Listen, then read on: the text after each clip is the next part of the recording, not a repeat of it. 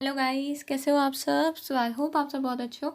And आज का video बहुत ही ज़्यादा इंपॉर्टेंट है क्योंकि आप में से बहुत से बच्चे हैं जो क्लासेस जिन्होंने ज्वाइन नहीं किए हैं एंड जो रैंक के लिए एम कर रहे हैं, which is a very good thing. And जो सेल्फ स्टडी कर रहे हैं, तो ये जो टिप्स है आपको रैंक लाने के लिए ही नहीं बट आपको सेल्फ स्टडी करने में भी बहुत ज़्यादा हेल्पफुल रहेगी। ओके, सो अब देखो, अगर आपको रैंक लाना है, आपका टारगेट है हमें रैंक लाना है, तो सोचने से कुछ नहीं होता है गाइस। एक तो है हम सोचते हैं मुझे रैंक लाना है, बट हम जो है ना करते नहीं है कुछ भी, यानी कि प्लान तो कर लेते हैं लेकिन इम्प्लीमेंटेशन नहीं करते। तो ऐसा चलेगा क्या? नहीं। तो आपको ना यहाँ पे एक स्मार्ट वर्क करना होगा।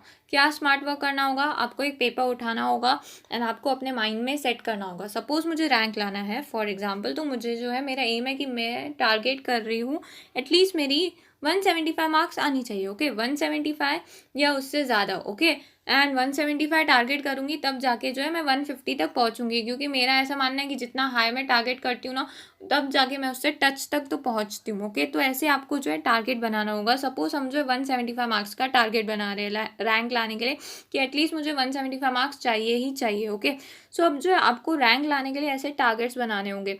आपको जो है देखो, रैंक लाने के लिए ऐसा तो नहीं है ना कि कोई एक सब्जेक्ट अच्छे से कर लिया तो रैंक आ जाएगा और दूसरे सब्जेक्ट पे जो है ध्यान नहीं दिया, एक जो सब्जेक्ट मुझे पसंद है वही कर रही हूँ। नहीं गाइस, आपको रैंक लाना है तो आपको सारे सब्जेक्ट में स्ट्रांग होना होगा। ओके, अब कोई सब्जेक्ट आपकी वीकनेस होगी, जैसे कि लॉजिकल रीजनिंग हमारी वीकनेस है, इसके लिए मैंने जो है लॉजिकल रीजनिंग को साइड में रख दिया एंड कहा हम जो है कितना टारगेट कर रहे हैं, 175 मार्क्स हम टारगेट कर रहे हैं। ओके, सो आपको जो है ना रैंक लाना है तो मैं कहूँगी आपको कोई 3 सब्जेक्ट बहुत अच्छे से करने हैं, उनको टारगेट करना है। जो भी 3 सब्जेक्ट, अगर आप लॉजिकल रीजनिंग में स्ट्रांग हो, लीगल एप्टीट्यूड में स्ट्रांग हो, तो आपको वो टारगेट करना चाहिए। जो कोई भी 3 सब्जेक्ट आपको टारगेट करने ही होंगे रैंक के लिए। ओके, एंड उसके बाद टारगेट देखो गाइस, हम टारगेट बना देते हैं लेकिन फॉलो नहीं करते, तो आपको फॉलो भी करना होगा। ओके, एंड नेक्स्ट है, अब जो है नेक्स्ट है देखो, कंसेप्ट क्लैरिटी। जब भी मॉड्यूल आप रीड करो ना, तो आप जो है क्या करो, मॉड्यूल को जो भी वहाँ पे लिखा है उसको समझने की करो। बस रीड करते नहीं जाओगे, ये लिखा हुआ है वो लिखा हुआ है, नहीं,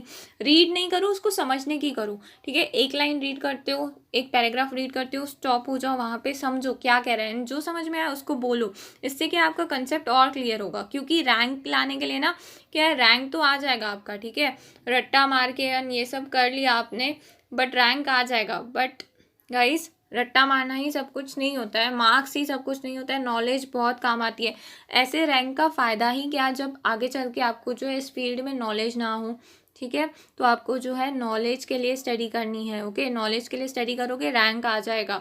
बहुत बार ऐसा होता है कि रैंकर्स के पास नॉलेज नहीं होता है। ओके, बहुत ही ऐसे केसेस है जहाँ पे रैंकर्स के पास नॉलेज नहीं होता है उतना। ओके, सो आपको वैसा नहीं करना, आपको रैंकर तो बनना है लेकिन नॉलेज के साथ। ठीक है, रैंक का कोई फ़ायदा नहीं है, उस मार्क्स का कोई फ़ायदा नहीं है जब आपके पास नॉलेज ना हो। ओके, अब दूसरा है, आपको आपका टाइम टेबल बनाना होगा। Time table guys, time table यानी आपको डेली प्लानिंग करनी होगी, मुझे ये सब्जेक्ट करना है, या मंथली या वीकली। बट मोस्टली क्या होता है ना, केसेस में बच्चे क्या करते हैं, मंथली वीकली प्लान जो मस्त बना के कप बोर्ड पे अपने वॉलड्रॉप पे रख देते हैं चिपका के, उसको फॉलो ही नहीं करते। ओके, तो अब आपको रैंक लाना है तो सबसे पहले रैंक ऐसे आएगा नहीं, आपको पहले कैलकुलेशंस करनी होगी कुछ।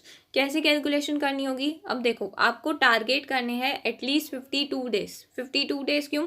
अब ये वीडियो आएगा कल, कल कौन सी तारीख है? कल है 19 तारीख। ओके, सो 19 तारीख से अगर देखोगे आप, मई के हमारे पास है 12 डेज, मई के हमारे पास है 12 डेज, जून के हमारे पास है 30 डेज एंड जुलाई की हमारे पास है 10 डेज। आप कहोगे नहीं मैम, जुलाई के हमारे पास 16 डेज है। नहीं, 10 डेज है, क्योंकि एंड तक नहीं लेके जाओ अपने पोर्शन को, जितना जल्दी खत्म हो सके उतना जल्दी करना है। मैंने लास्ट वीडियो में कहा था ना, लास्ट टू लास्ट वीडियो में, हमें 30 डेज का टारगेट रखना है, बट मुझे पता है बहुत से बच्चे वो फॉलो नहीं भी करेंगे। ओके, सो इसके लिए हमारा रैंक लाने के लिए टारगेट कितना रहेगा, डेज कितने हैं हमारे पास? 52 डेज है गाइस, सिर्फ 52 डेज, यानी कि 10 जुलाई तक का टाइम है पढ़ने का। उसके बाद नेक्स्ट है, अब देखो 52 डेज है, इसमें कितना टाइम आपके पास अवेलेबल है? आप कहोगे मैम 24 घंटा हमारे पास अवेलेबल है, हम तो 24 आवर्स फ्री है। क्यों? क्योंकि अब तो लॉकडाउन है। गलत, आपके पास 24 आवर्स नहीं है। अगर 52 इंटू 24 करोगे, 52 डेज इंटू 24 करोगे, 24 आवर्स, तो आपके पास होंगे total 1248 hours. But in actual आपके पास 1248 आवर्स नहीं है, क्योंकि आप 24 घंटे स्टडी कोई नहीं करता है। ठीक है, मैं भी स्टूडेंट रह चुकी हूँ, मुझे भी पता है। एंड उसमें से क्या आप खाना नहीं खाओगे, नींद नहीं करोगे 8 आवर्स की, ठीक है, मूवीज़ नहीं देखोगे, यूट्यूब नहीं देखोगे, जैसे कि आजकल यूट्यूब वर्सेस टिकटॉक चल रहा है, ठीक है, तो आधा टाइम जो है बच्चों का वहाँ पे ही चला जाता है। ओके, वेब सीरीज़ के बिना लॉकडाउन में तो वेब सीरीज़ की बहुत ही ज़्यादा अहमियत हो गई है, ठीक है। उसके बाद लूडो पबजी नहीं खेलोगे लॉकडाउन में, तो ऐसा कोई बच्चा नहीं है जिसने लूडो ना खेला हो। ओके, सो इन सब चीज़ों में भी हमारा टाइम क्या होगा, कंज्यूम हो जाएगा, ठीक है। तो 52 डेज इंटू 16 आवर्स करोगे तो हमारे पास ऑन एन एवरेज, ठीक है, टोटल आवर्स कितने हैं आपके पास, total effective time available 832 hours. आप कहोगे वाओ मैम 832 आवर्स है, हम इस 832 आवर्स को पूरी तरीके से यूटिलाइज करेंगे। नहीं गाइस, आप इस 832 आवर्स को यूटिलाइज नहीं कर सकते हो।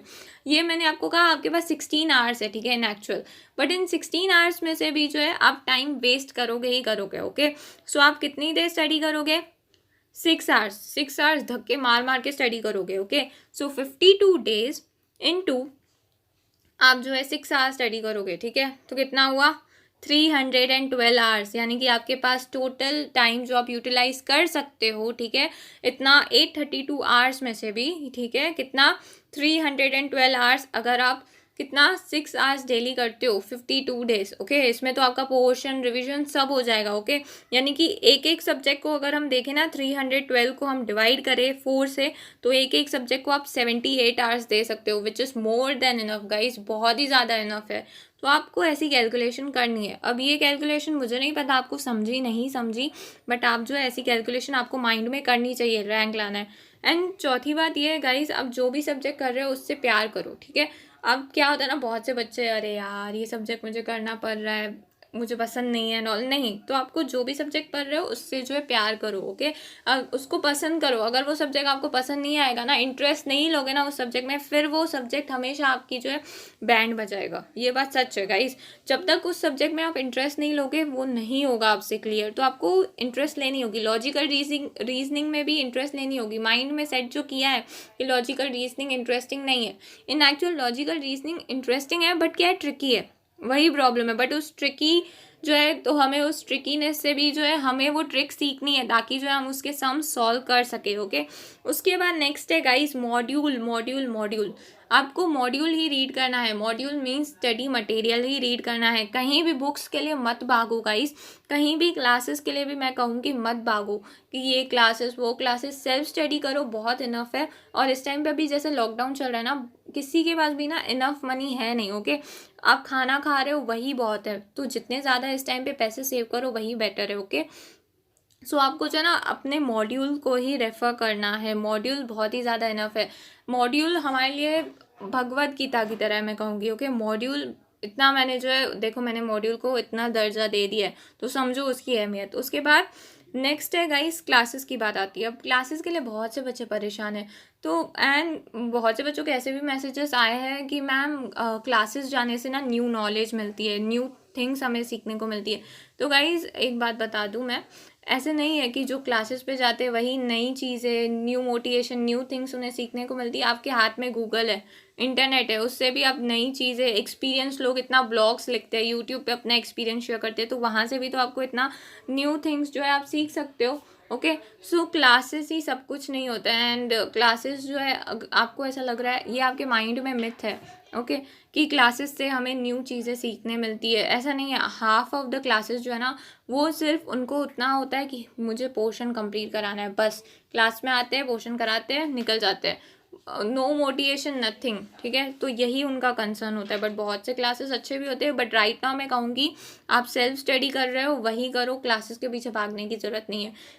एंड लास्ट गाइस, अगर आपको मोटिवेटेड रहना है, ओके, एंड आपको जो है रैंक लाना है, तो मैं एक बात कहूँगी, अपनी आइडियाज़, अपने इमोशंस, अपने जो थॉट्स है किसी के साथ शेयर मत करो।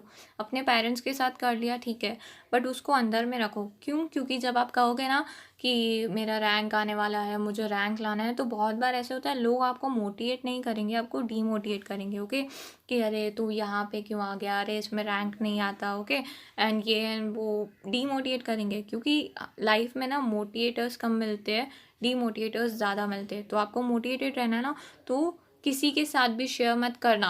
आपको जो है बोल के नहीं दिखाना है, आपको करके दिखाना है। ओके, सो रैंक जो है किसी को भी बोलो मत मुझे रैंक जो है आएगा, मुझे रैंक लाना है। जब रैंक आ जाए तब बताना गाइस। क्यों? क्योंकि आप पहले बोलोगे ना तो लोग डिमोटिवेट करेंगे। ये मेरा पर्सनल एक्सपीरियंस है। ओके, इसके लिए कभी भी किसी को कुछ भी मत बताया करो मेरे क्या प्लान्स है।